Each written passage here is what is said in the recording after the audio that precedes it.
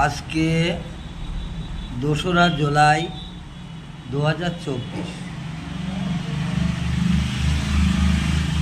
আজ এই একাদশীতে গোপালের ভোগ লাগানো হলো সাবুর হালুয়া, সাবু, মাখন,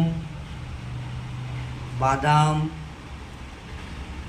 কলা, আলু ভাজা, দুধ, আম, কলা, শসা আর গ্লাসে জল। আমার গোপাল আজকে মন ভরে প্রসাদ পাবে।